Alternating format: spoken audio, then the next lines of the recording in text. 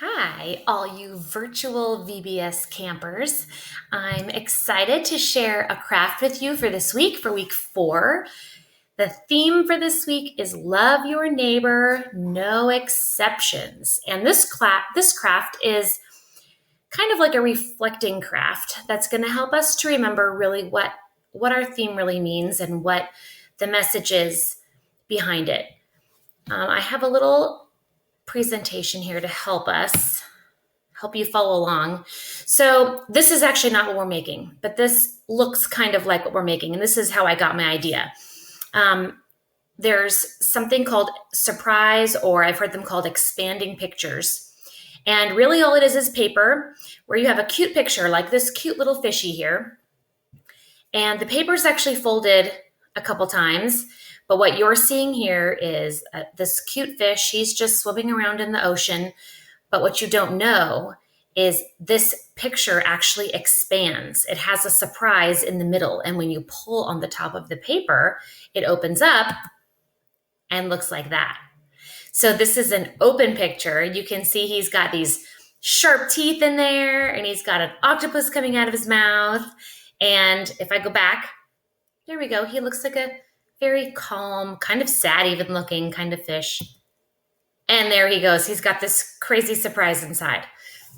So we're actually not making a crazy surprise fish today. However, what we are going to make, go to the next one here, is an expanding heart drawing. So I took some pictures there. They're kind of dark looking, but in my home studio here, this is the best it gets. But basically, you have this picture that we're going to make that says our theme for this week, love your neighbor. And then we're going to think about what that really means. And then we're going to add some things to the middle of our picture that are going to help us to really personalize what this means for us. So I wrote on here, think of your ideal neighbor or your ideal friend, like somebody who makes a really good friend. Or if you had someone living next door to you, what would you want that person to be like? I know some of the neighbors that we really, really like are very helpful. They come over and they offer some tools if we need help in our garden, or sometimes I borrow an egg or I borrow a cup of flour or something from them. They're very helpful and they're giving. I know that my kids like playing with the other kids nearby that are friendly. We like having neighbors that are easy to get along with, right? But not all neighbors are, unfortunately. And sometimes, even neighbors who maybe are nice, maybe they just aren't very helpful. They don't want to come out and help. Or maybe, they don't have a whole lot of money and they don't want to share their food. And those people also deserve our love too. So it's easy to think of things, I think, that make a nice neighbor, or things that people that are easy to get along with. But it's important to also remember that we all sometimes also act in the other way also, right? So thinking about the opposite kinds of qualities that sometimes we all end up experiencing or feeling at different times too.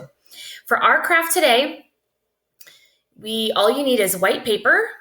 It doesn't even really have to be white, actually. It could be any color, but I have just regular old printer paper like this, and just something to write or color with. So I like to use a Sharpie, so I always have my handy dandy Sharpie with me.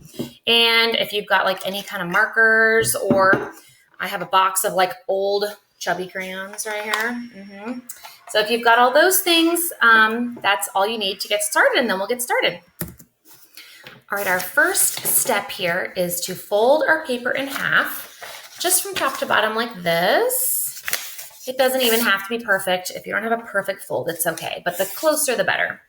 Once you've folded it in half, you're just going to take this top piece of paper here and you're going to fold it back up here to the midline like this. Okay, so now from the side, it looks like this. Does that help? Okay, and then you're going to draw your heart. And the trickiest part about this is you want the widest part of your heart to be right where the top paper meets the bottom. And I did this in pencil a couple times until I could find exactly how I liked it. But think about doing a wide heart and then just try to make that point down by the bottom. You want to use as much of your paper as you can, okay? Once you've done that, if you want to write your message on here, you can. I wrote love your on the top and neighbor on the bottom. And then you're going to open up your heart and you're going to connect right here where your line is right here down to where the bottom of your heart is here, and just add some straight lines.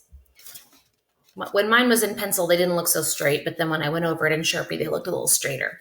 So once it's open, it's going to look like this, okay?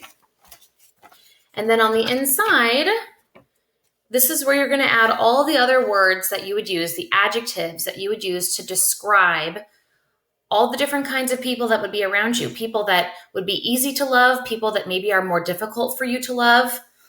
I know sometimes, like, my kids have a hard time even showing love to each other because they argue with each other. Sometimes they don't play fair with each other.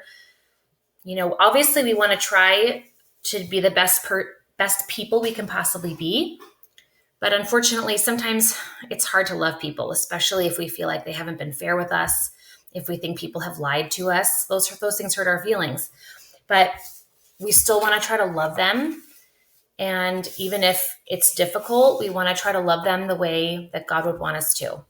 So I hope this helps you to think about the different kinds of people that you might come across in your neighborhood, people that you might see if you're going to the park, or if you're out and about shopping, and or even people in your own family, that people that might be more difficult to love than sometimes, other than people who we always get along with. I know I say that, and I'm a teacher, and I say that in my class a lot. You know, sometimes it's easy to get along with our friends, and sometimes it's more challenging.